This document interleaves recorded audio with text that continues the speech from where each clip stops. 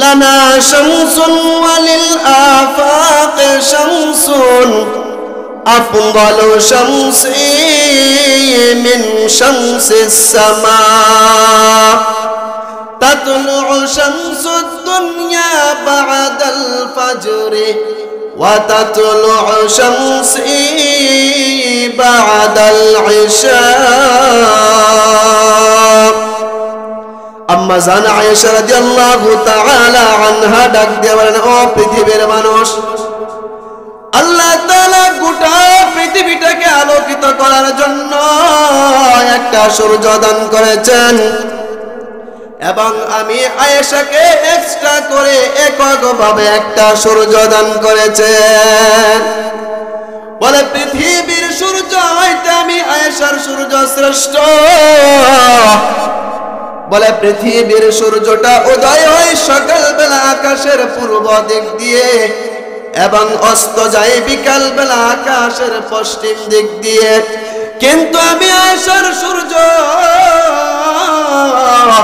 পৃথিবীর পূর্ব দিক দিয়ে উদিত হয় না, পশ্চিম দিক দিয়ে উদিত হয় না। বলে আমি আয়েশার সূর্য যখন আমার হাবিব মুহাম্মদুর রাসূলুল্লাহ সাল্লাল্লাহু আলাইহি ওয়াসাল্লাম সমস্ত দিন মানুষের কাছে দ্বীনের দাওয়াতের কাজ করে আসার পরে আমার ঘরে আসে, তো আমার পয়গম্বর আমার ঘরে আসার সাথে সাথে আমার সূর্যটা উদিত হয়ে যায়। বলে আমার সূর্য পৃথিবীর কোন সূর্য নয়, বলে আমার সূর্যটা হইল মুহাম্মদুর রাসূলুল্লাহ সাল্লাল্লাহু আলাইহি ওয়াসাল্লাম। আম্মা জান আয়েশা বলেন, আরো শুনো শুনো, বলে পৃথিবীর সূর্য নয়, আমি আয়েশার সূর্য যখন আমার ঘরের মধ্যে প্রবেশ করে আমার ঘরটা কেমন আলোকিত হয় তোমরা কি জানো? বলে আমার সূর্যটা যখন আমার ঘরের মধ্যে প্রবেশ করে আমি আয়েশা যদি ইচ্ছা করি সুয়ের ছিদ্র দিয়ে আমি সুতা প্রবেশ করাইতে পারি।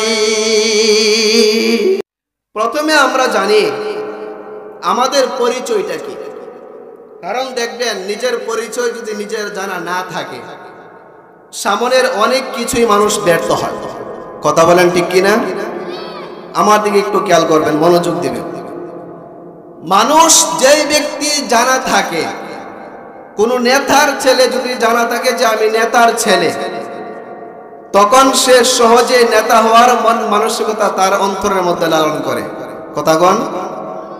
কেউ যদি এটা জানা থাকে যে আমার বাবা সমাজ এলাকার মধ্যে একজন সম্ভ্রান্ত ব্যক্তি, সম্মানী ব্যক্তি, তখন তার মাথার মধ্যেও এটাও কাজ করে যে আমার বাবার মতো আমিও সম্মানী হতে হবে।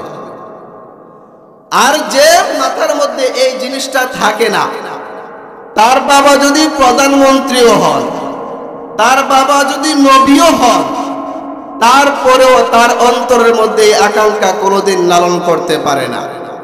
কারণ দেখেন পৃথিবীর ইতিহাসের মধ্যে নবীর ছেলে নবী হয়েছেন ইতিহাস আছে, আবার নবীর ছেলে সরাসরি জাহান্নামী হয়েছেন এই ইতিহাসও আছে। যেমন মূসা আলাইহিস সালাতু ওয়াস সালামের সন্তান হযরত ইব্রাহিম আলাইহিস সালাতু ওয়াস সালামের সন্তান ইসমাঈল ইসহাক উভয়জন নবী। ইয়াকুব আলাইহিস সালাতু ওয়াস সালামের সন্তান হযরত ইউসুফ আলাইহিস সালাম নবী, কিন্তু নূহ আলাইহিস সালামের সন্তান কেনান সরাসরি জাহান্নামী। কথা কোন ঠিক কিনা? কারণ কি? একটাই কারণ, বলে তার বাবার পরিচয় সে জানে নাই, তার পরিচয় সে জানে নাই। এজন্য প্রথমেই আমি আপনাদের সামনে আমাদের পরিচয়টা তুলে ধরতে চাই যে আমরা কি, আমাদের পরিচয়টা কি। পরিচয়টা একটু জানলে বুঝতে পারবেন আমরা যে কেমন। প্রথমেই বলি, আল্লাহ তাআলা দুনিয়ার মধ্যে যত ধরনের প্রাণী সৃষ্টি করেছেন, অসংখ্য অগণিত প্রাণী। কেউ বলেন 18,000 মাখলুকাত। এটা সংখ্যায় বেশি বোঝানোর জন্য নির্ধারিত 18,000 মাখলুকাত না। কথা বুঝতেছেন? ধরি অসংখ্য অগণিত মাখলুক আল্লাহ তাআলা সৃষ্টি করেছেন। তার মধ্য থেকে আল্লাহ তাআলা সবচাইতে সম্মানী বানিয়ে যে মাখলুকটাকে সৃষ্টি করেছেন, এই মাখলুকের নাম হচ্ছে মানুষ। কন্যা সুবহানাল্লাহ। আমরা যে মানুষ হইতে পেরেছি, আল্লাহ যে আমাদেরকে মানুষ বানিয়েছেন, এই হিসাবে আমরা 18,000 মাখলুকাতের মধ্যে সবচাইতে সম্মানিত আমরা। কথা বুঝতে পারছেন? আল্লাহ তাআলা বলেন, ওয়ালাকাদ কাররামনা বানি আদম ওয়া হামালনাহু ফিল বাররি ওয়াল বাহরি ওয়া রাযাকনাহুম মিনাত তাইয়্যিবাত। আল্লাহ পাক রব্বুল আলামিন তার কালামের মধ্যে ডাক দিয়ে বলেন, ওয়ালাকাদ কাররামনা বানি আদম, নিশ্চয় আমি বনি আদমকে পৃথিবীর মধ্যে শ্রেষ্ঠ করে সম্মানিত করে প্রেরণ করেছি। ওয়া হামালনাহু ফিল বাররি ওয়াল বাহরি, এবং আমি আল্লাহ তাআলা এই বনি আদমকে স্থল এবং জল উভয় জায়গার মধ্যে চলাচল করার মতো ক্ষমতা দান করেছি। ওয়ারাযাকনাহুম মিনাত তাইয়্যিবাত, এবং আমি আল্লাহ তাআলা বনি আদমকে সমস্ত পবিত্র বস্তু দেখে রিজিকের ব্যবস্থা করে দিয়েছি। আমরা পাইলাম আল্লাহর কালামের মধ্যে আল্লাহ বলছেন যে পৃথিবীর মধ্যে সবচাইতে সম্মানী করে কাকে সৃষ্টি করেছেন? বনি আদমকে। কাকে সৃষ্টি করেছেন? কথা বলতে হবে, বলেন কাকে সৃষ্টি করেছেন? বনি আদমকে, অর্থাৎ আমাদেরকে। নিজের পরিচয়টা বড় করে তুলবে। কারণ দেখেন, কারো বাড়ি যদি চেয়ারম্যান সাহেবের বাড়ির পাশে হয়, তখন অপর ইউনিয়নে যাওয়ার পরে যদি জিজ্ঞাসা করে বাড়ি কই, বলছিলেন না স্বভাব নিয়ে চেয়ারম্যানের বাড়ির পাশে। কথা কোন? বলে কেন? বলে বড় মানুষের বাড়ির পাশে বাড়ি হলেও তার শ্রেষ্ঠত্ব বেড়ে যায়। কথা কোন? বড় বাড়ির পাশে বাড়ি হইলেও যদি শ্রেষ্ঠত্ব বাড়তে পারে, আর বড় যদি ছেলে হয় তার অবস্থা কি হয় বলার বাহিরে। তো আমাদের পরিচয়টা আল্লাহ তাআলা নিজেই বড় করে তুলেছেন। তো আল্লাহর শুকরিয়া তার নিজেদের পরিচয় বড় করে দেব যে আমরা কি? আমরা বনি আদম। বনি আদম কি? বলে বনি আদম হইল 18,000 মাখলুকাতের মধ্যে সর্বশ্রেষ্ঠ প্রাণী। আমরা পাইলাম আমরা সৃষ্টিজীবের মধ্যে, কথা কন না, সৃষ্টিজীবের মধ্যে শ্রেষ্ঠ। প্রথম পাইলাম সৃষ্টিজীবের মধ্যে শ্রেষ্ঠ। আসুন আর একটু সামনে আগাই। তো এই মানুষের মধ্যে আল্লাহ তাআলা বিভিন্ন ধরনের গোত্র, বিভিন্ন ধরনের ধর্ম বর্ণর ভেদাভেদ রেখেছে। ভেদাভেদের মধ্যে আমরা জানি পৃথিবীর মধ্যে অনেক ধরনের জাতি আছে। যেমন হিন্দু আছে, খ্রিস্টান আছে, বৌদ্ধ আছে, নাচারা আছে, ইহুদি আছে, বিভিন্ন ধরনের জাতি আছে। আছে কিনা নাই? এর মধ্যে আল্লাহ তাআলা সর্বশ্রেষ্ঠ জাতি যাদেরকে বানাইছেন সেটা হলো মুমিন। কন্যা সুবহানাল্লাহ। যারা ঈমানদার, যারা মুমিন, তাদেরকে আল্লাহ তাআলা সর্বশ্রেষ্ঠ করে বানিয়েছেন। একটু জবাব দেন, আমরা কি মুমিন নাকি অন্য ধর্মের অধিকারী? আরো জোরে বলেন, আরো জোরে বলেন। আমরা মুমিন। প্রথম শ্রেষ্ঠত্ব পাইলাম আমরা মানুষ। দ্বিতীয় শ্রেষ্ঠত্ব পাইলাম মানুষের মধ্যে সর্বশ্রেষ্ঠ তারা যারা হচ্ছে মুমিন। আমরা মুমিন, আলহামদুলিল্লাহ। আরেকটু সামনে আগাই। মুমিনদের মধ্যে আল্লাহ তাআলা মানুষদেরকে পথ প্রদর্শন করার জন্য হযরত আদম আলাইহিস সালাতু ওয়াস সালাম থেকে নিয়ে আমাদের পয়গম্বর পর্যন্ত কেউ কেউ বলেন 1,24,000, কেউ কেউ বলেন 2,24,000। সঠিক কথা হচ্ছে অসংখ্য অগণিত, অসংখ্য অগণিত নবী রাসূলগণ আল্লাহ তাআলা দুনিয়ার মধ্যে পাঠাইছেন মানুষদেরকে পথ প্রদর্শন করার জন্য। তাদের মধ্যে সর্বশ্রেষ্ঠ যে নবীকে পাঠিয়েছেন ওই নবী হচ্ছেন আমাদের নবী হযরত মুহাম্মদুর রাসূলুল্লাহ সাল্লাল্লাহু আলাইহি ওয়াসাল্লাম।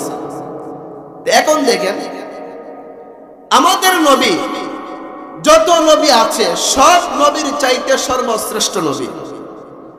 তো আমাদের নবীর উম্মত যারা আমরা অন্যান্য নবীর থেকে সর্বশ্রেষ্ঠ উম্মত। কথা কোন ঠিক কিনা? আমরা পাইলাম মানুষ হিসেবে আমরা শ্রেষ্ঠ, দ্বিতীয়ত পাইলাম মুমিন হিসেবে আমরা শ্রেষ্ঠ, তৃতীয়ত পাইলাম আমাদের পয়গম্বরের উম্মত হিসেবে আমরা শ্রেষ্ঠ। কথা কোন?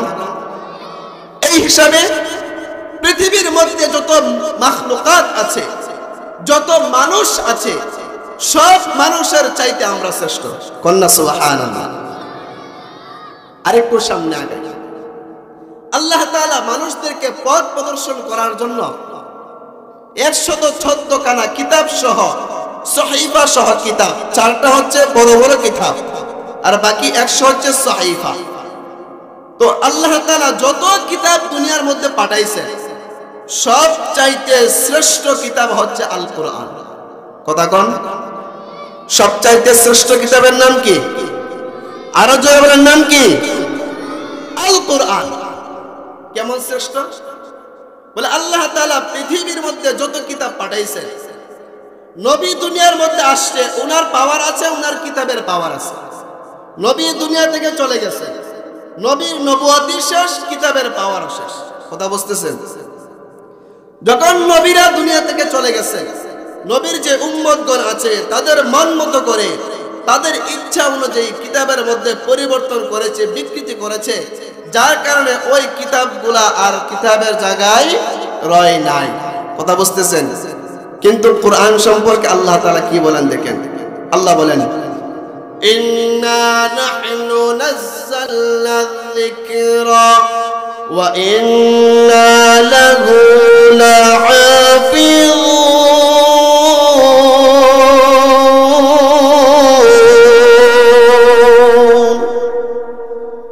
আল্লাহ তাআলা বলেন, জিকির দ্বারা উদ্দেশ্য এখানে আল কোরআন। আল্লাহ বলেন, আমি আল কোরআনকে নাজিল করেছি এবং এই কোরআনকে কিয়ামত নয়, একবারে জান্নাত পর্যন্ত হেফাজত করার দায়িত্ব আমি আল্লাহ নিজের কাঁধে রেখে দিয়েছি। সুবহানাল্লাহ। এজন্য পৃথিবীর মধ্যে কোরআনকে বিকৃত করার জন্য যারাই আসছে, যারাই চেষ্টা করেছে, কেউ কোরআনের মধ্যে বিকৃত করতে পারে নাই, কোরআনের মধ্যে পরিবর্তন করতে পারে নাই।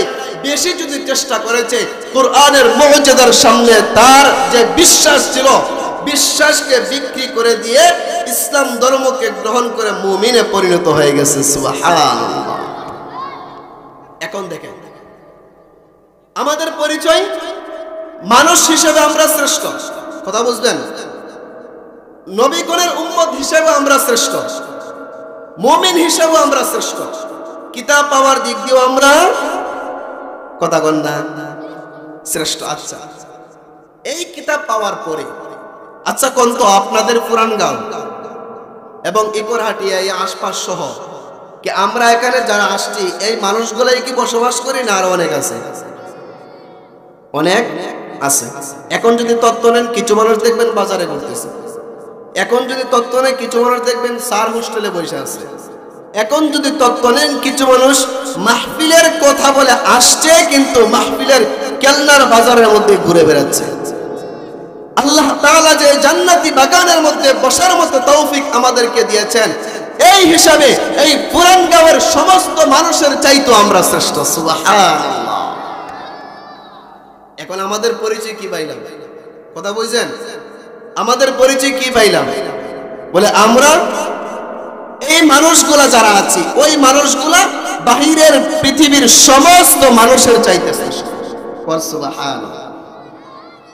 এখন দেখেন আমরা যে শ্রেষ্ঠত্ব পাইলাম, এই শ্রেষ্ঠত্ব আমাদের ধরে রাখা দরকার আছে কিনা নাই? আরো জোরে বলেন, ধরে রাখা দরকার আছে। তো ধরে রাখতে গেলে কিভাবে রাখতে হবে? রাখার সিস্টেম আল্লাহ তাআলা বলে দিয়েছে। আল্লাহ তাআলা বলেন, ওই মানুষ সফল কাম যেই মানুষকে আল্লাহ তাআলা জান্নাতের মধ্যে দিয়েছে। আল্লাহ বলেন, ফামা যুহজিহা আনিন নারি ওয়া উদখিলাল জান্নাহ, ফামা যুহজিহা আনিন নারি ওয়া উদখিলাল জান্নাহ ফাকাদ ফাজ।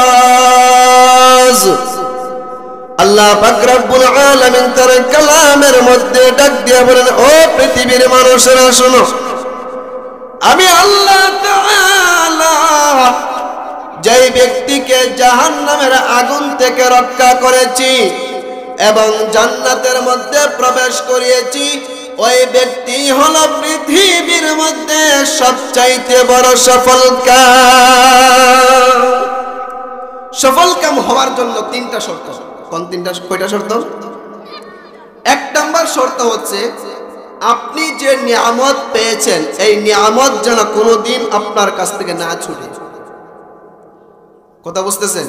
দুই নাম্বার, যেই নিয়ামতগুলা পেয়েছেন ওই নিয়ামতগুলা থেকে আপনি যেন কোনোদিন হারিয়ে না যান। তিন নাম্বার শর্ত হচ্ছে আপনার যখন ইচ্ছা, যা ইচ্ছা আপনি চাওয়ার মাত্রই এই আশাগুলা পূর্ণ হয়। কথা বুঝতেছেন? আমাকে জবাব দেন তো, আমরা দুনিয়ার মধ্যে যে নিয়ামতগুলা পাই এই নিয়ামতগুলা কি আমাদের হাত থেকে ছুটে যাওয়ার সম্ভাবনা আছে কিনা নাই? জোরে বলেন। সম্ভাবনা আছে। এজন্যই তো কবি বলেন, সকাল বেলার ধনীরে তুই ফকির সন্ধ্যাবেলা। আজকে যারা টাকার গরম দিয়ে বুক ফুলিয়ে হাঁটে, আপনি সময়ের ব্যবধানে দেখতে পাইবেন ৫-৭ বছরের ভিতরে সবচেয়ে বড় নিঃস্ব হয়ে যায়। আজকে যে খাইতে পাই না, দিন এনে দিনে খায়, আপনি সময়ের পরিবর্তনে ৫-৭ বছরের পরিবর্তনে দেখতে পান গ্রামের মধ্যে শ্রেষ্ঠ দলী হয়ে যায়। হয় কি হয় না? এজন্য দুনিয়ার মধ্যে যে নিয়ামতগুলো আছে ওই নিয়ামতগুলো আমাদের চিরস্থায়ী না, ওই নিয়ামতগুলো ক্ষণস্থায়ী, হারিয়ে যাওয়ার সম্ভাবনা আছে। তার মানে দুনিয়ার মধ্যে কোনো ব্যক্তি সফলকাম হওয়া সম্ভব না। দুই নাম্বার বলছিলাম যে আপনি যেন কোনো নিয়ামত থেকে হারিয়ে না যান। আচ্ছা কোন তো আমরা যে নিয়ামতগুলো পেয়েছি বা পাই ওই নিয়ামতগুলোর সাথে কি সবসময় থাকি না হারিয়ে যায়? হারিয়ে যাই কি যায় না? কত আদর করে ঘর বানায়, নিজের মতো করে সাজায়, কিন্তু একটা রাত ঘরের ভিতরে ঘুমানোর সুযোগ হয় না, আজরাইল একটা থাবা মাইরে তাকে দুনিয়া থেকে নিয়ে যায়। নিয়ামত বুক করার সুযোগ আছে না? নিয়ামত হারিয়ে যায়, হারিয়ে যায়। তার মানে দুনিয়াতে কোনো ব্যক্তি সফল নয়। তিন নাম্বার হচ্ছে আপনার আমার যা ইচ্ছা, যা চাই মুহূর্তের ভিতরে সেই বাসনাগুলা পূরণ হয়। আচ্ছা কোন তো এমনটা কি দুনিয়ার মধ্যে সম্ভব? কথা কোন? দুনিয়া তো সম্ভব সম্ভব না। কারণ কি? বলে অনেক স্বপ্ন থাকে যে যুবক মানুষ বয়স হবে, বিয়ে শাদী করবে, বাচ্চা কাচ্চার বাপ হবে, বাড়িঘর সাজাবে, তারপরে চুলদারি যখন পাকবে তখন গিয়ে নামাজ ধরবে। কথা কোন আছে কিনা নাই? মাকে ফোন দিছে, সুনামগঞ্জ থেকে মার্কেট করে আসতেছি, আসার পথেই মাঝখানের মধ্যে গাড়ি অ্যাক্সিডেন্ট করে দুনিয়া থেকে চলে গেছে। ঘটনা আছে কিনা নাই? জোরে এখন আছে কিনা নাই? সবকিছু কি পাওয়া সম্ভব? দুনিয়াতে সবকিছু পাওয়া সম্ভব নয়। অতএব দুনিয়ার মধ্যে থাকার মাধ্যমে কোনো ব্যক্তি সফলকাম হওয়াটাও সম্ভব না। এজন্য আমাদের টার্গেট থাকতে হবে পরকাল। কথা কোন? টার্গেট কি? জোরে এখন পরকাল। কারণ পরকালের মধ্যে আল্লাহ তাআলা বলছেন, যেই ব্যক্তিকে আমি জাহান্নাম থেকে মুক্ত করেছি, জান্নাত দান করেছি, জাহান্নাম থেকে মুক্ত করে জান্নাতের মধ্যে প্রবেশ করিয়েছি, ওই ব্যক্তি হচ্ছে সফলকাম। কথা বুঝতেছেন? এজন্য জান্নাতের মধ্যে জান্নাতে যাওয়ার কাজ করতে হবে কিনা হবে না? প্রথমে বলছিলাম আমরা শ্রেষ্ঠ, তো আমাদের শ্রেষ্ঠত্ব ধরে রাখতে গেলে কিছু কাজ করা দরকার। কিছু কাজ কি করব? বলে আল্লাহ তাআলা, আল্লাহর নবী যেই কথাগুলোর কথা বলছেন, যেই পথগুলোর কথা বাতলিয়ে দিয়েছেন, ওই কাজগুলাই করতে হবে। কথা বুঝতেছেন? এজন্য আল্লাহ তাআলা মানুষকে পথ প্রদর্শনের জন্য দুইটা জিনিস পাঠাইছেন। কোন কয়টা জিনিস? আরো জোরে বলেন। এক নম্বর হলো কিতাবুল্লাহ, কিতাবুল্লাহ। দুই নম্বর হলো রিজালুল্লাহ। কিতাবুল্লাহ মানে আল্লাহর কিতাব, আল কোরআন। কথা বুঝেন? আল কোরআন। দুই নম্বর হচ্ছে রিজালুল্লাহ, আল্লাহ তাআলার প্রেরিত মানুষ অর্থাৎ নবী সাল্লাল্লাহু আলাইহি ওয়াসাল্লাম। আপনাদের মনে আছে কিনা জানি না, গত বছর কিতাবুল্লাহ নিয়ে কিছু কথা বলছিলাম। আজকে নিয়াত করছি রিজালুল্লাহ, পয়গম্বর নিয়ে কিছু কথা বলবো ইনশাআল্লাহ। এখন দেখেন আমাদের পথ প্রদর্শনের জন্য কিতাবুল্লাহ যেমন জরুরি, রিজালুল্লাহ তেমন জরুরি। কিতাবুল্লাহকে ছেড়ে রিজালুল্লাহ নিয়ে শুধু পড়ে থাকলেই সঠিক পথ পাবো না। রিজালুল্লাহকে ধরে কিতাবুল্লাহ ছেড়ে দিলে সঠিক পথ পাবো না। সঠিক পথ তখনই পাবো যখন কিতাবুল্লাহ এবং রিজালুল্লাহ উভয়টার সমন্বয়ে আমরা পথ চলব। কথা বুঝতেছেন? আমাদের সমাজের মধ্যে এক শ্রেণী আছে যারা নিজেদেরকে দাবি করে আহলে কোরআন, বলে আহলে কোরআন শুধু কোরআন ওয়ালা, বলে কোরআনে যা আছে তা মানবে, কোরআনের মধ্যে যা নাই তারা মানবে না। কথা বুঝতেছেন? এজন্য কিতাবুল্লাহ দ্বারা সঠিক পথের উপর সর্বক্ষেত্রে চলা কোনোদিন সম্ভব নয়। কিতাবুল্লাহর সাথে রিজালুল্লাহ রাখা, কথা কন না, রিজালুল্লাহ রাখা দরকার। এজন্য দেখেন কিতাবুল্লাহ হচ্ছে আল্লাহর কথা, আল্লাহর কালাম, সরাসরি আল্লাহর কথা।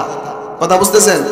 আর রিজালুল্লাহ হচ্ছে সরাসরি আল্লাহর প্রেরিত বান্দা, আল্লাহর প্রেরিত নবী, আল্লাহর প্রেরিত পয়গম্বর। কথা বুঝতেছেন? এখন রিজালুল্লাহ আল্লাহ, কিতাবুল্লাহ, কথা কন, রিজালুল্লাহ আল্লাহর, কিতাবুল্লাহ আল্লাহর। দুটোটাই কার? দুটোটাই কার? দুটোটা দিয়েছেন কার হেদায়েতের জন্য? আমাদের হেদায়েতের জন্য। আল্লাহ তাআলা বলেন হুদাল লিন্নাস, এক আয়াতের মধ্যে বলেন আল্লাহ তাআলা বলেন আমি মানুষের হেদায়েতের জন্য পাঠিয়েছি। আর এক আয়াতের মধ্যে বলেন হুদাল লিল মুত্তাকিন।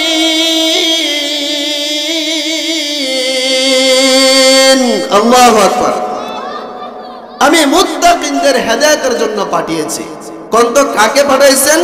কিতাবুল্লাহ এবং রিজালুল্লাহ। কাকে পাঠাইছেন? জোরে কোন, কাকে পাঠাইছেন? কিতাবুল্লাহ এবং রিজালুল্লাহ। আল্লাহর কিতাব এবং আল্লাহর নবী, আল্লাহর কিতাব এবং আল্লাহর নবী। বুঝতে হবে, কথাগুলো বুঝতে হবে। যেমনি ভাবে কিতাবুল্লাহ আমাদের পথ প্রদর্শক, তেমনি ভাবে রিজালুল্লাহ আমাদের পথ প্রদর্শক। যেমনি ভাবে কিতাবুল্লাহকে মানতে হবে, তেমনি ভাবে রিজালুল্লাহকেও মানতে হবে। একটা ছেড়ে আরেকটা ধরার সুযোগ আছে? কথা কোন সুযোগ আছে নাকি দুটোটা ধরতে হবে?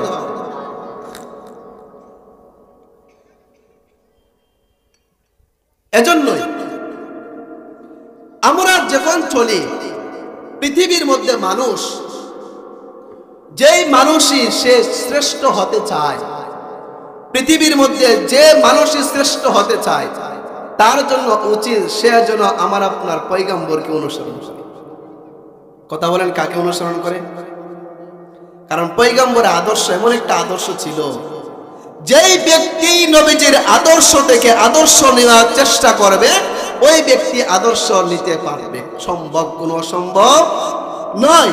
কারণ দেখেন, কোন ব্যক্তি যদি চেষ্টা করে যে আমি একজন শ্রেষ্ঠ শিশু হতে চাই, সে যেন আমার পয়গম্বর শ্রেষ্ঠ মুহাম্মদুর রাসূলুল্লাহ এর দিকে তাকায়। কোন ব্যক্তি যদি চায় আমি শ্রেষ্ঠ কিশোর হতে চাই, ওই ব্যক্তি যেন আপনার আমার পয়গম্বর মুহাম্মদ কিশোর আলাইহিস সালাতু ওয়াস সালামের দিকে তাকায়। কোন ব্যক্তি যদি চেষ্টা করে আমি শ্রেষ্ঠ যুবক হতে চাই, ওই যুবক যেন যুবক মুহাম্মদুর রাসূলুল্লাহর দিকে তাকায়। কোন ব্যক্তি যদি চেষ্টা করে আমি শ্রেষ্ঠ বাবা হতে চাই, ওই ব্যক্তি যেন শ্রেষ্ঠ বাবা মুহাম্মদুর রাসূলুল্লাহর দিকে তাকায়। কোন ব্যক্তি যদি চেষ্টা করে আমি শ্রেষ্ঠ শ্বশুর হতে চাই, ওই ব্যক্তি যেন শ্রেষ্ঠ শ্বশুর মুহাম্মদুর রাসূলুল্লাহর দিকে তাকায়।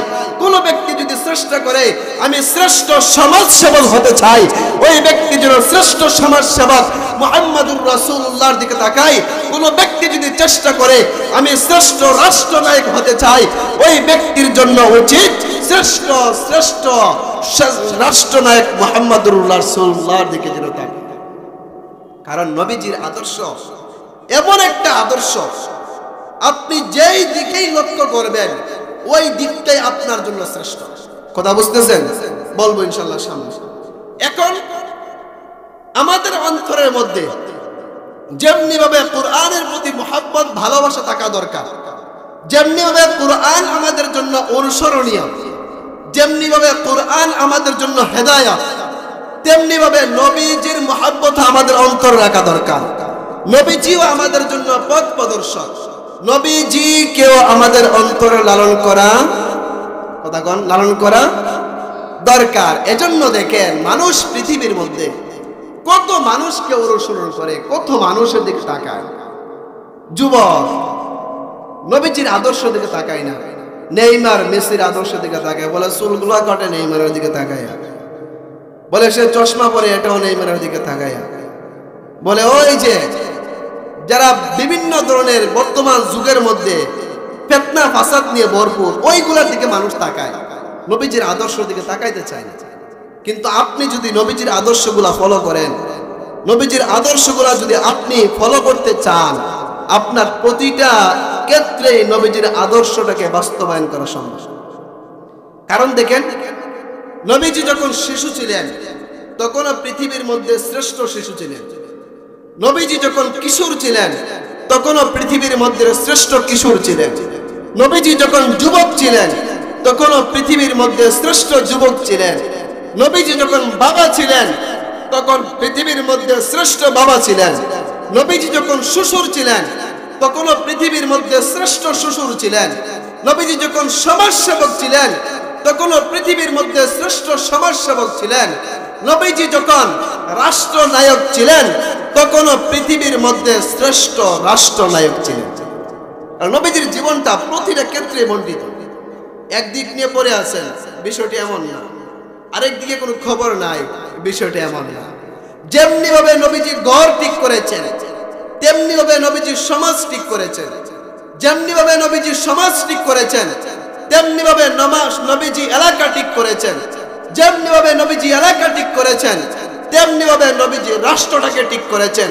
যেমনি ভাবে নবীজি রাষ্ট্র ঠিক করেছেন, তেমনি ভাবে নবীজি গোটা পৃথিবীটাকে ঠিক করেছেন। সুবহানাল্লাহ। কোন এজন্য আজকে যে সমাজের মধ্যে এত উশৃঙ্খলা, এত বিশৃঙ্খলা, এত মারামারি, এত হানাহানি, এত হিংসা, এত বিদ্বেষ কেন? বলে নবীজির আদর্শ আমাদের অন্তরের মধ্যে নাই। কথা কোন ঠিক কিনা? নবীজির আদর্শ আমাদের অন্তরে নাই। এজন্য প্রতিটা ক্ষেত্রে নবীজির আদর্শগুলোকে গ্রহণ করা দরকার। নবীজির মহব্বত প্রতিটা ক্ষেত্রে আমাদের অন্তরের মধ্যে রাখা দরকার। আপনি যুক্তি দিয়েও চিন্তা করেন, ইসলামের হুকুম বাদ দিলাম, কথার কথা 1 মিনিটের জন্য ওই পাশে রাখলাম। আপনি যদি যুক্তি দিয়েও চিন্তা করেন, আপনি যুক্তি দিয়েও দেখবেন আমাদের অন্তরের মধ্যে সবচাইতে বেশি মহব্বত, ভালোবাসা নবীজির হওয়া দরকার। একটু যদি ভেঙে বলে বুঝবেন, আমরা জানি পৃথিবীর মধ্যে মানুষ একজন আরেকজনকে ভালোবাসে। কথা কোন আছে কিনা? নেই। একজন আরেকজনকে ভালো পায়, একজন আরেকজনকে পছন্দ করে।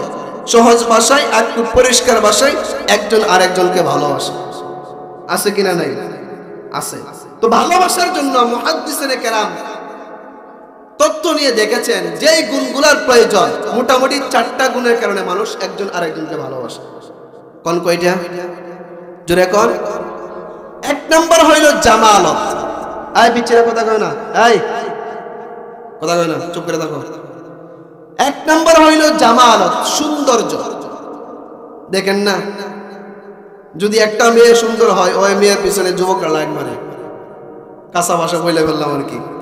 ওই মেয়ের পিছনে যুবকরা সিরিয়াল ধরে। আছে কিনা? নাই। বাবা মেয়ের সন্তানটাকে বিয়ে করাইবে, এমনি দেখা যায় ওই ঘরের মধ্যে মেয়ে, ওই ঘরের মধ্যে মেয়ে, অভাব নাই। ছেলেটাকে যখন বিয়ে করাইবে 2 মাস 3 মাস পর কন্যা খুঁজে, কিন্তু কন্যা খুঁজে পায় না। বলে কেন? কই পছন্দ হয় না। সৌন্দর্যের প্রয়োজন। কথা কোন? সৌন্দর্যের প্রয়োজন। আমরা যদি তালাশ করি, আমরা দেখতে পাইব পৃথিবীর মধ্যে সবচাইতে শ্রেষ্ঠ সুন্দর ছিলেন আমাদের নবী। 2 নম্বর নওয়ালত, কামালত। 1 নম্বর জামালত, 2 নম্বর কামালত। গুণের কারণে, গুণ। তো আমরা যদি নবীজির জীবনীটা তালাশ করি, আমরা দেখতে পাইব সবচাইতে বড় গুণের অধিকারী ছিলেন আমাদের নবীজি। কথা বুঝতেছেন? জামালত, কামালত। 3 নম্বর হচ্ছে নওয়ালত, দানশীলতা। একজন যদি আরেকজনকে কিছু দান করে, ওই দানের কারণে মানুষ তার গোলাম হয়ে যায়। হয় কি হয় না? তো আমরা দেখতে পাইব যদি দানের ক্ষেত্রে কেউ ভালোবাসতে চায়, সবচাইতে ভালোবাসা নবীজিকে ভালোবাসা দরকার। 3 নম্বর হচ্ছে কারাব, 4 নম্বর হচ্ছে কারাবত, আত্মীয়তার বন্ধন। আত্মীয়তার সম্পর্কের কারণে মানুষ একজন আরেকজনকে ভালোবাসে। বাবা তার সন্তানকে ভালোবাসে, মা তার সন্তানকে ভালোবাসে, সন্তান তার মা বাবাকে ভালোবাসে, ভাই ভাইকে ভালোবাসে, বোন বোনকে ভালোবাসে। কেন? বলে কারাবত, আত্মীয়তার সম্পর্কের কারণে। কথা বুঝতেছেন? যে আমরা যদি নবীজির জীবনীটা তালাশ করি, দেখতে পাইব কারাবত আত্মীয়তার দিক দিয়ে নবীজি আমাদের সবচাইতে কাছে। কথা বুঝতেছেন? সৌন্দর্য তালাশ করলে পাইব নবীজি সবচেয়ে বড় সুন্দর। গুণের তালাশ করলে পাইব নবীজি সবচেয়ে বড় গুণের অধিকারী। আমরা যদি দানের তালাশ করি তাতেও পাইব নবীজি সবচেয়ে বড় দানশীল। আমরা যদি আত্মীয়তার বন্ধন তালাশ করি তখনও পাবো নবীজি হলেন সবচেয়ে বড় দানশীল। কথা কোন?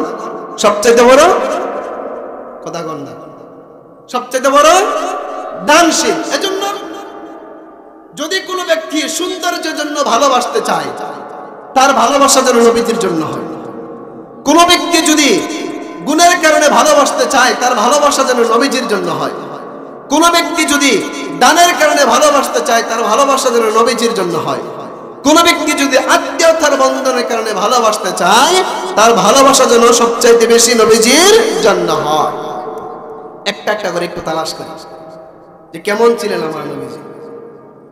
আম্মা জান আয়েশা রাদিয়াল্লাহু তাআলা আনহা বলেন, লানা শামসুন ওয়ালিল আফাকে শামসুন, লানা শামসুন ওয়ালিল আফাকে শামসুন, আফদালু শামসি মিন শামসিস সামা, তাতলু শামসুদ দুনিয়া বা'দাল ফাজরি ওয়া তাতলু শামসি বা'দাল ইশা। আম্মা জান আয়েশা রাদিয়াল্লাহু তাআলা আনহা ডাক দিয়ে বলেন, ও পৃথিবীর মানুষ, আল্লাহ তাআলা গোটা পৃথিবীটাকে আলোকিত করার জন্য একটা সূর্য দান করেছেন, এবং আমি আয়েশাকে এক্সট্রা করে এককভাবে একটা সূর্য দান করেছেন। বলে পৃথিবীর সূর্য হইতে আমি আয়েশার সূর্য শ্রেষ্ঠ। বলে পৃথিবীর সূর্যটা উদয় হয় সকালবেলা আকাশের পূর্ব দিক দিয়ে এবং অস্ত যায় বিকাল বেলা আকাশের পশ্চিম দিক দিয়ে, কিন্তু আমি আয়েশার সূর্য পৃথিবীর পূর্ব দিক দিয়ে উদিত হয় না, পশ্চিম দিক দিয়ে উদিত হয় না। বলে আমি আয়েশার সূর্য যখন আমার হাবিব মুহাম্মদুর রাসূলুল্লাহ সাল্লাল্লাহু আলাইহি ওয়াসাল্লাম সমস্ত দিন মানুষের কাছে দ্বীনের দাওয়াতের কাজ করে আসার পরে আমার ঘরে আসে, তো আমার পয়গম্বর আমার ঘরে আসার সাথে সাথে আমার সূর্যটা উদিত হয়ে যায়। বলে আমার সূর্য পৃথিবীর কোন সূর্য নয়, বলে আমার সূর্যটা হইল মুহাম্মদুর রাসূলুল্লাহ সাল্লাল্লাহু আলাইহি ওয়াসাল্লাম। আম্মা জান আয়েশা বলেন, আরো শুনো শুনো, বলে পৃথিবীর সূর্য নয়, আমি আয়েশার সূর্য যখন আমার ঘরের মধ্যে প্রবেশ করে আমার ঘরটা কেমন আলোকিত হয় তোমরা কি জানো? বলে আমার সূর্যটা যখন আমার ঘরের মধ্যে প্রবেশ করে, আমি আয়েশা যদি ইচ্ছা করি সুয়ের ছিদ্র দিয়ে আমি সুতা প্রবেশ করাইতে পারি। সুবহানাল্লাহ। কেমন আলোকিত হয়? আয়েশা বলেন, নবীজির চেহারার আলোতে আমার ঘরটা এত আলোকিত হয়, আমি যদি ইচ্ছা করি আমি সুয়ের ছিদ্র দিয়ে সুতা ঢুকাইতে পারি। আচ্ছা কোন তো, আমাদের ঘরের মধ্যে যদি স্বাভাবিক বাতি থাকে, বাতি, তারপরেও তো সবাই সুয়ের ছিদ্র দিয়ে সুতা ঢুকাইতে পারি না, কষ্ট হয় কি হয় না? তার মানে বোঝা যায় আমার পয়গম্বর যখন ঘরে ঢুকতেন ওই স্বাভাবিক বাতির চাইতেও ঘরটা বেশি আলোকিত হইতো। সুবহানাল্লাহ। শুধু তাই নয়, হাসান ইবনে সাবিত রাদিয়াল্লাহু তাআলা আনহু বলেন, ওয়া হাসানু মিনকা লাম তারা কাত্তু আইনি وأجمل منك لم تلد النساء خلقت مبرأ من كل عيب كأنك خلقت كما تشاء হাসান ইবনে সাবিত রাদিয়াল্লাহু তাআলা আনহু আল্লাহর নবীর সাহাবী ডেকে ডেকে বলেন, ও পৃথিবীর মানুষ, পয়গম্বরের চেহারার দিকে তাকায়া তাকায়া পয়গম্বরকে বলেন, ইয়া রাসূলুল্লাহ,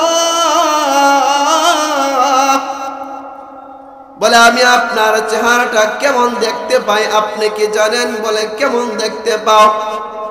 বলে আমি দেখতে পাই ওয়া আহসানু মিনকা লাম তারা কাত্তু আইনি, বলে আপনার চেহারার চাইতে সুন্দর চেহারা আমার দুই চক্ষু কোনদিন দেখে না। বলে আমার দুই চক্ষু দেখবেই বা কিভাবে? বলে ওয়া আহসানু মিনকা লাম তারা কাত্তু আইনি ওয়া আজমালু মিনকা লাম তালিদিন নিসা, বলে আপনার চাইতে সুন্দর কোন সন্তান পৃথিবীর কোন মা জন্ম দেয় না। বলে খুলিকতা মুবাররাআন মিন কুল্লি আইবিন, বলে আপনার চেহারাটাকে আল্লাহ তাআলা কিভাবে সৃষ্টি করেছেন?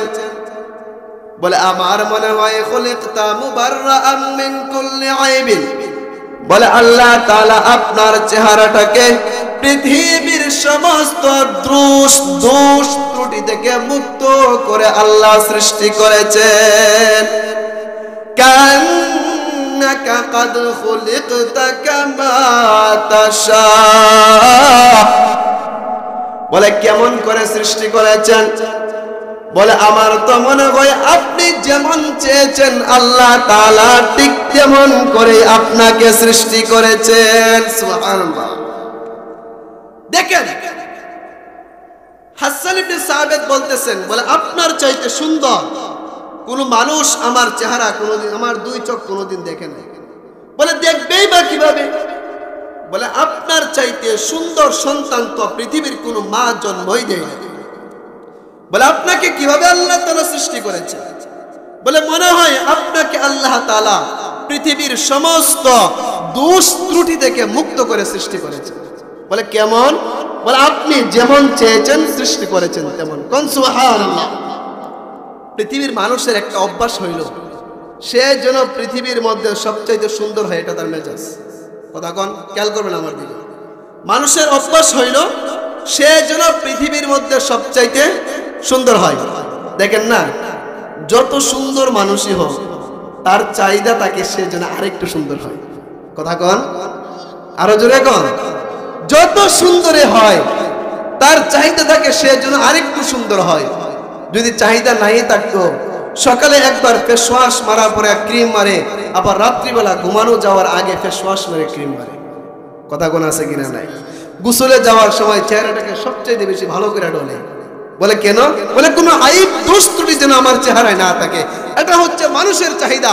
হাসান ইবনে সাবিত বলেন, বলে আপনার চাহিদাটাও ছিল আপনি যেন পৃথিবীর মধ্যে সবচাইতে সুন্দর হন, আর আল্লাহ তাআলা আপনাকে আপনার চাহিদা অনুযায়ী পৃথিবীর মধ্যে সবচাইতে সুন্দর করে প্রেরণ করেছেন। জুড়ে কোন সুবহানাল্লাহ। আরেকটু শুনুন, আল্লাহর নবীর একজন সাহাবী নবীজিকে নিয়ে চন্দনী রাত্রে, এখন চন্দন ওঠে না, সান্নিরা যেটা কই আমরা, নবীজিকে নিয়ে রাস্তা দিয়ে হাঁটতেছে। হাঁটার সময় দেখতে পান চেহারার নবীজির চেহারার আলোও দেখা যায়, আকাশের চন্দ্রের আলোও দেখা যায়। কথা বুঝতেছেন? এগুলো আমাদের বৈশিষ্ট্য। জোরে কোন, কার বৈশিষ্ট্য? জোরে কোন না, কার শ্রেষ্ঠত্ব? প্রথম না বললাম আমাদের শ্রেষ্ঠত্ব। কারণ আমরা কার উম্মত? আমাদের নবীজির উম্মত। কার উম্মত? আমাদের নবীজির উম্মত। আমাদের নবী যদি এত শ্রেষ্ঠ হয়, নবীর উম্মত হয়ে আমরাও তো পৃথিবীর মধ্যে শ্রেষ্ঠ। কথা বুঝতেছেন? হাসান ইবনে জুনাইক সাহাবী বলেন, আমি নবীজিকে নিয়ে চন্দনী রাত্রিতে হাঁটতেছি। হাঁটার অবস্থায় আমি দেখতে পাই আকাশে চন্দ্রও আলো দেয়, আমার নবীজির চেহারাটাও আলো দেয়। কোন সুবহানাল্লাহ। ওই সাহাবী বলেন আমি আকাশের আলো দেখলাম, নবীজির চেহারার আলো দেখলাম। ওই দুইটা আলো দেখার পর বলে আমার মধ্যে সন্দেহ হয়ে গেল, আকাশের আলো, আকাশের চন্দ্রের আলো বেশি পাওয়ার নাকি আমার নবীজির চেহারার আলো বেশি পাওয়ার। বলে এই জিনিস আমার মাথার মধ্যে আসার পর চিন্তা করতেছে। ওই সাহাবী একবার নবীজির চেহারার দিকে তাকায়, আবার আকাশের চাঁদের দিকে তাকায়, আবার নবীজির চেহারার দিকে তাকায়, আবার আকাশের চাঁদের দিকে তাকায়, আবার নবীজির চেহারার দিকে তাকায়, আবার আকাশের চাঁদের দিকে তাকায়। এইভাবে একবার নয়, দুইবার নয়, তিনবার তাকানোর পর নবীজি বলেন ও আমার সাহাবী কেন তুমি এমন করতেছো? বলে ইয়া রাসূলুল্লাহ, ইয়া হাবিবাল্লাহ, বলে আমি আপনার সাথে হাঁটতেছি, আমার চেহারার সামনে দুইটা আলো প্রকাশ হয়েছে। একটা আলো হইল আকাশের চাঁদের আলো, আর একটা আলো হইল আপনি নবীজির চেহারার আলো। আমি একবার নয়, দুইবার নয়, তিনবার দুইটাকে অনুমান করেছি।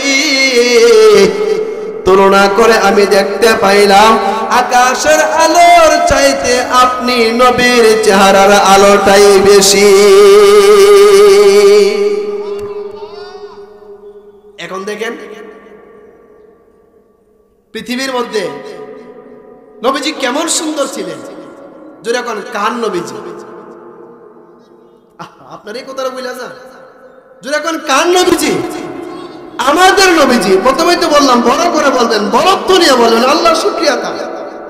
আমাদের নবীজি এত সুন্দর, বলে নবীজির চেহারার সামনে আকাশের চাঁদের আলো হার মানায়। সুবহানাল্লাহ কইবেন, আকাশের চাঁদের আলো হার মানায়। আম্মা জান আয়েশা রাদিয়াল্লাহু তাআলা আনহা আরেকটা কথা বলেন, বলে আল্লাহ তাআলা পৃথিবীর মধ্যে অর্ধেক সৌন্দর্য দান করেছিলেন পয়গম্বর ইউসুফ আলাইহিস সালাতু ওয়াস সালাম। কথা বুঝতেছেন? আমাদের নবীজির সাথে কোনো তুলনা নেই, আমাদের নবীজিটা আলাদা। আমাদের নবীজি কেমন দেখেন, বলে পৃথিবীর মধ্যে যে সৌন্দর্য আছে অর্ধেক সৌন্দর্য দিয়েছিলেন ইউসুফ আলাইহিস সালাম। ইউসুফ আলাইহিস সালামের সৌন্দর্য দেখে, সৌন্দর্যের প্রতি মুগ্ধ হয়ে ইউসুফ আলাইহিস সালামের মালিকের স্ত্রী জুলাইখা তার প্রেমের মধ্যে হাবুডুবু খেয়েছিল। কথা বুঝতেছেন? শুধু তাই না, জুলাইখা যখন ইউসুফের প্রেমের মধ্যে হাবুডুবু খাচ্ছে, ইউসুফকে কৌশলে বুঝাইয়া তার কথায় আনা সম্ভব হয় না, কারণ উনি তো নবী। কথা কন, উনি কি নবীর পক্ষে সম্ভব?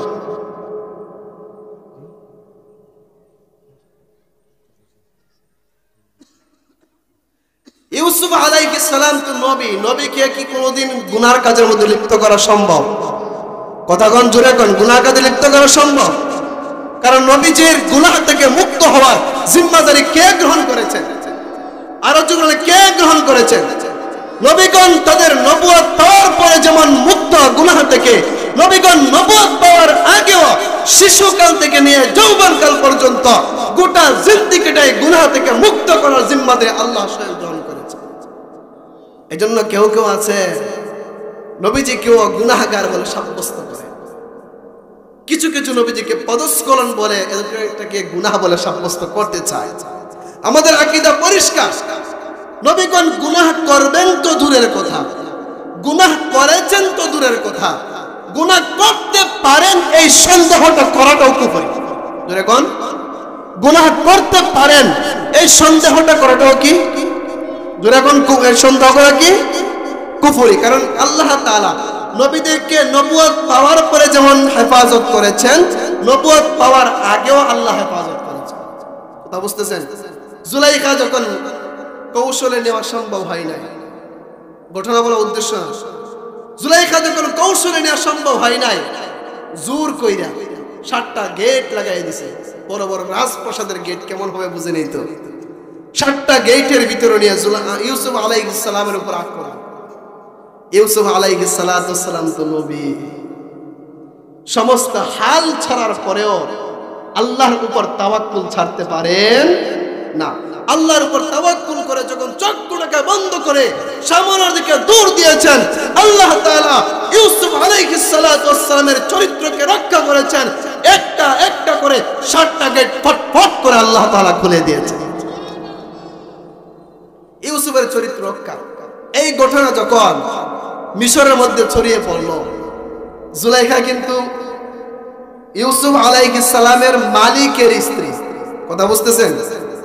এই হিসাবে ইউসুফ আলাইহিস সালাম তাদের গোলাম। আমরা কামলা সহজ ভাষায় কই কামলা, সহজ ভাষায় যেটা বুঝি। নবীর শানে এমন শব্দ বেয়াদবি, কিন্তু সহজ ভাষায় বোঝানোর জন্য বলছি। দেখেন মিশরের অন্যান্য মহিলা জুলাইখার যে বান্ধবীরা ছিল, বলা বলে শুরু করছে, হাই রে জুলাইখার মাথা পুরাটাই গেছে। বলে মাথার মধ্যে কেমন সমস্যা হয়েছে? বলে গোলামের প্রতিও কি মানুষ আকৃষ্ট হইতে পারে? এটা কি হওয়া সম্ভব? বলে জুলাইখা মাথা নষ্ট। জুলাইখা বলেন, তোমরা তো জানো না, এই গোলাম তো গোলাম নয়, এই গোলাম পৃথিবীর অন্যান্য সমস্ত পুরুষের চাইতেও সুন্দর। বলে বিশ্বাস কিভাবে করাইবে? বলে তোমরা আইসো, তোমরা আসার পরে তোমাদেরকে আমি নিজ চোখকে বিশ্বাস করাইব। বলে জুলাইখা একদিন একটা মিটিং ডাকলেন, ওই যে আপনার সারিবদ্ধ বসছেন না, 2 সারিবদ্ধ কইরা মহিলাদেরকে বসাইছে, হাতের মধ্যে একটা ফল দিছেন, ধরেন আপেল কেউ কেউ বলে, অথবা এই জাতীয় ফল, ডান হাতের মধ্যে একটা চাকু দিছেন, দিয়া বলছেন আমি যখন বলবো এটা কাটার জন্য তোমরা তখন কাটবে। কথা বুঝতেছেন? সবাই ফলের উপরে চাকু নিয়ে প্রস্তুত। ইউসুফ আলাইহিস সালামকে জুলাইখা ঘর থেকে বের করলেন, বের করা আর বললেন তোমরা ফল কাটো। ওই মহিলারা ফল কাইটা তাদের হাতকে কাইটা দ্বিকণ্ঠিত করে দিয়েছে, কিন্তু তাদের কোনো খবর না। ইউসুফ আলাইহিস সালামের সৌন্দর্যের প্রতি মুগ্ধ হয়ে আল্লাহ তাআলা কোরআনে বলেন, ওয়া তাকাত্তা'না আইদিয়াহুন্না ওয়া কুলনা হাশা লিল্লাহ মা হাযা বাশারা ইন হাযা ইল্লা মালাকুন কারীম। আল্লাহ পাক রব্বুল আলামিন বলেন, জুলাইখার যে বান্ধবীরা ছিল তারা তাদের হাতগুলোকে কেটে দিয়েছে। ইউসুফের সৌন্দর্যের প্রতি মুগ্ধ হয়ে ওই মিশরের মহিলা তাদের হাতগুলা কেটে দিয়েছে, তারা বলতেও পারে না, এবং তারা জবান দিয়ে মুখ দিয়ে বলতে শুরু করে দিয়েছে মা হাশা লিল্লাহ, আল্লাহর কসম, মা হাযা বাশারা, বলে এটা তো দুনিয়ার কোনো মানুষ নয়। আল্লাহ তাআলা বলেন, وَقُلْ وَتَقَطَّعْنَا أَيْدِيَهُنَّ وَقُلْنَ مَا حَاشَا لِلَّهِ وَقُلْنَ مَا حَاشَا لِلَّهِ مَا هَذَا بَشَرٌ إِنْ هَذَا إِلَّا مَلَكٌ كريم। আল্লাহ পাক রব্বুল আলামিন বলেন, ইউসুফ আলাইহিস সালাতু ওয়াস সালামের সৌন্দর্য দেখে মিশরের মহিলারা তাদের হাতগুলোকে কেটে দিয়েছে, এবং বলে আল্লাহর কসম করে বলছি মা হাযা বাশারা, বলে এটা তো পৃথিবীর কোনো মানুষ নয়, বলে ইন হাযা ইল্লা মালাকুন কারীম,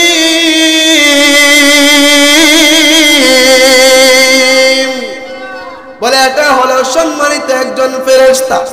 ইউসুফ আলাইহিস সালামের সৌন্দর্য দেখার পর তারা বলতেছে এটা মানুষই না, বলে সম্মানিত ফেরেশতা, শুধু স্বাভাবিক ফেরেশতা নয়, সম্মানিত ফেরেশতা।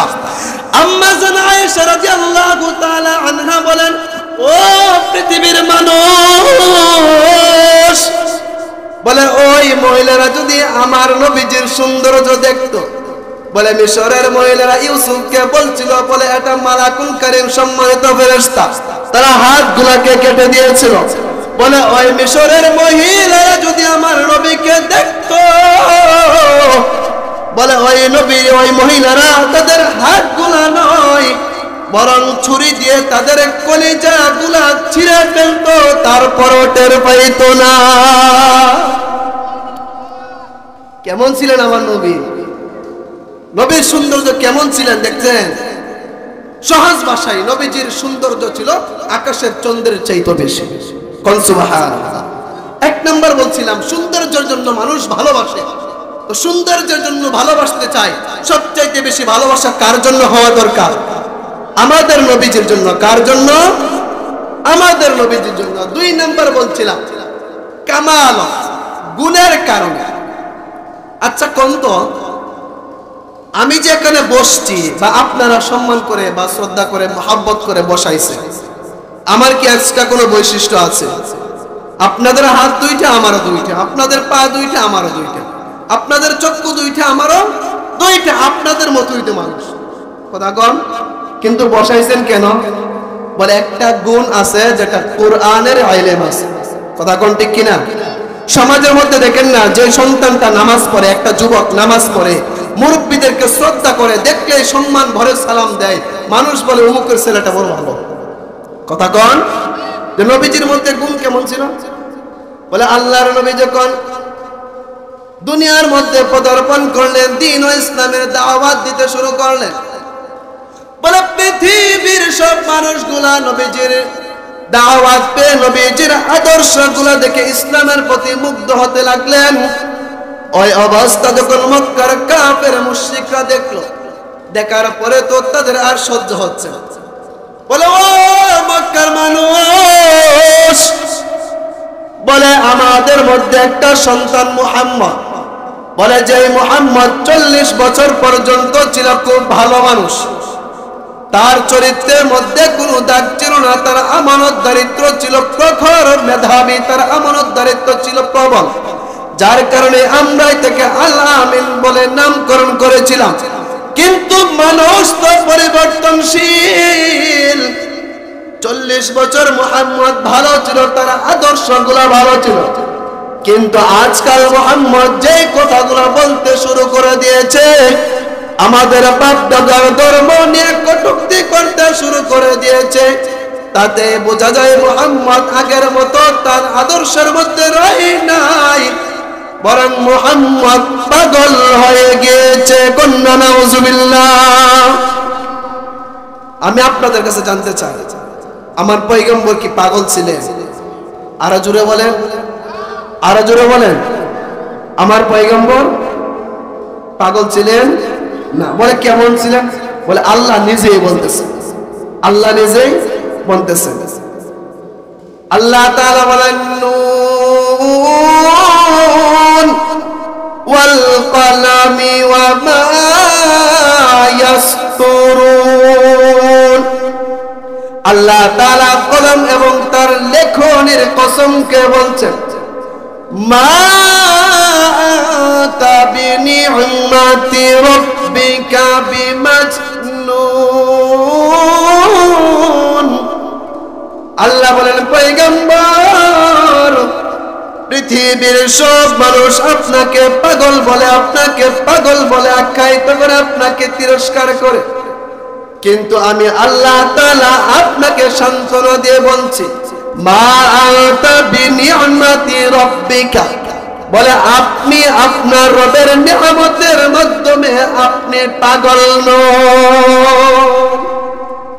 যেই ব্যক্তি রবের নিয়ামতের মধ্যে থাকতে পারে, ওই ব্যক্তিকে পাগল হইতে পারে। বলে আপনি পাগল নন তো আপনি কেমন? বলে ওয়া ইন্নাকা লাআলা খুলুকিন আযীম।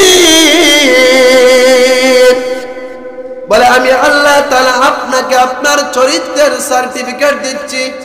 বলে আপনি নবী হলেন পৃথিবীর মধ্যে মহাগুণের অধিকারী। বলে আমি আপনাকে এমন গুণ দান করেছি, এমন গুণের অধিকারী বানিয়ে আপনাকে পাঠাইছি। বলে মক্কার মধ্যে যত কাফের আছে, মুশরিক আছে, বলে আপনাকে আমি আল্লাহ দান করেছি কোরআন। বলে আমি আপনাকে দান করেছি মহা আদর্শ। বলে আপনি যখন দুনিয়ার মধ্যে যাওয়ার পরে মানুষের কাছে কোরআন পাঠ করবেন, কোরআন পাঠ করে তার হাকিকত গুলা বুঝাইবেন। বলে হাকিকত গুলা বুঝানোর প্রয়োজন নাই, বলে আমার হুকুমে আপনার কোরআন পাঠ শুনে অনেক মানুষ কালেমা পড়ে মুসলমান হয়ে যাবে।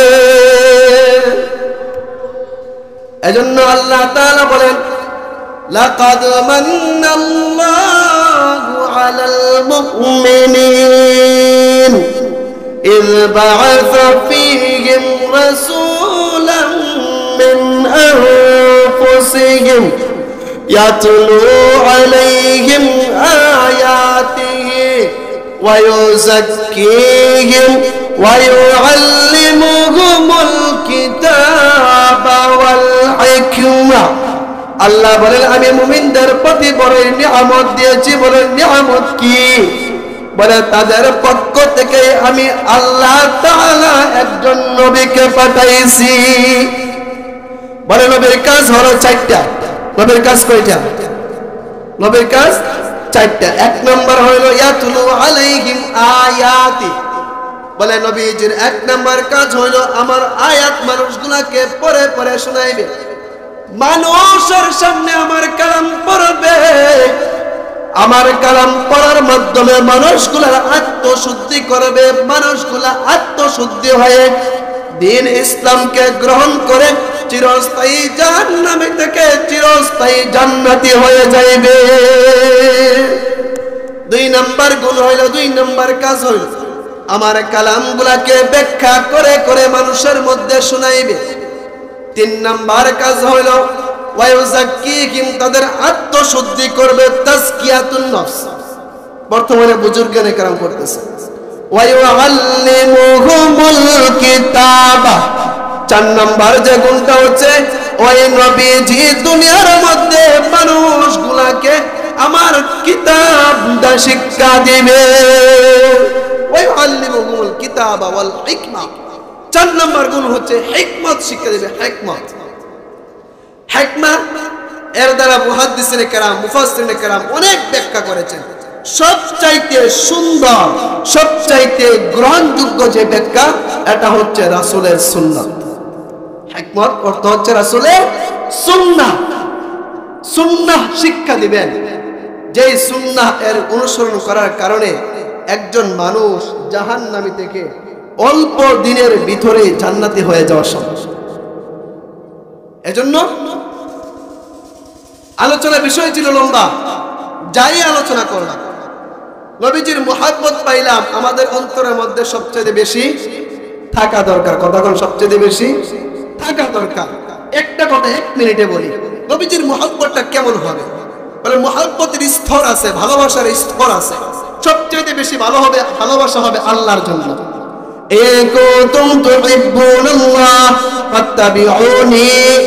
সবচেয়ে বেশি ভালোবাসা হবে কার জন্য? আল্লাহর জন্য। দুই নম্বরে নবীর জন্য। বলে আল্লাহ পর্যন্ত নবীকে নিয়ে পৌঁছানো যাবে না। কথা বুঝতেছেন? আবার নবী এবং আল্লাহকে সমানও করা যাবে না।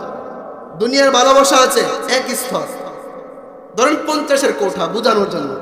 নবীজির ভালোবাসা আছে 90-এর কোঠায়, আল্লাহর ভালোবাসা 100-এর কোঠায়। কথা বুঝতেছেন সহজ ভাষায়? এজন্য কেউ কেউ আছেন আমাদের জমানার মধ্যে নবীজির ভালোবাসা প্রকাশ করতে গিয়ে এমন ভাবে প্রকাশ করে যেন আল্লাহর চাইতেও বেশি নবীজির ভালোবাসা দেখায়। কথা বুঝতেছেন? এজন্য মজলিসের মধ্যে বৈশা একবারও আল্লাহর নাম লয় না, আল্লাহর জিকির করে না, কিন্তু নবীর শান গাইতে গাইতে ফানা ফানা হয়ে গেল। কথা বুঝতেছেন? সবচেয়ে বেশি গাওয়া আল্লাহর শান, পরে নবীজির শান। কথা বুঝতেছেন? এজন্য নবীজির মুহাব্বত ভালোবাসা অন্তরের মধ্যে থাকবে। কেমন? বলে আল্লাহর সমান নয়, বলে নবীজির স্তরে। এজন্য নবীজির ভালোবাসা কেমন হবে? বলে পৃথিবীর কোনো জিনিসের সমানও নয়, পৃথিবীর সব কিছুর চাইতে বেশি। কথা বুঝছেন? এজন্য কোন দুনিয়ার মুহাব্বত আর নবীজির মুহাব্বত যদি টক্কর হয়, দুনিয়ার মুহাব্বতকে লাথি মেরে পিছনে ফেলে দিয়ে নবীজির মুহাব্বতকে প্রাধান্য দিতে হবে। কথা বুঝতেছেন? এজন্য আল্লাহ তাআলা যেন বর্তমান জমানায় দেখেন না, বর্তমান জমানায় কেউ কেউ বলেন আমরা শরিয়া আইনে বিশ্বাসী না, শরিয়া আইনে বিশ্বাসী না। বলে কেন? বলে ক্ষমতার মুহাব্বত, ক্ষমতার মহব্বত বলে। ক্ষমতার মহব্বত আপনাকে পার দিবে না যতক্ষণ পর্যন্ত নবীজির মহব্বত আপনার অন্তরের মধ্যে না থাকবে। নেতাকে ভালোবাসি যতক্ষণ নবীজির ভালোবাসার মোকাবেলা না হয়। নবীজির মহব্বতের মোকাবেলা হয় নেতাকে পিছনে, নবীজির মহব্বত বেশি। এজন্য কোরআনের রাজ, কোরআন নিয়ে যারা আসবে তাদের পক্ষে আমরা কথা কোন ঠিক কিনা? আল্লাহ আমাদেরকে তৌফিক দান করুন। ওয়া আখিরু দাওয়ানা।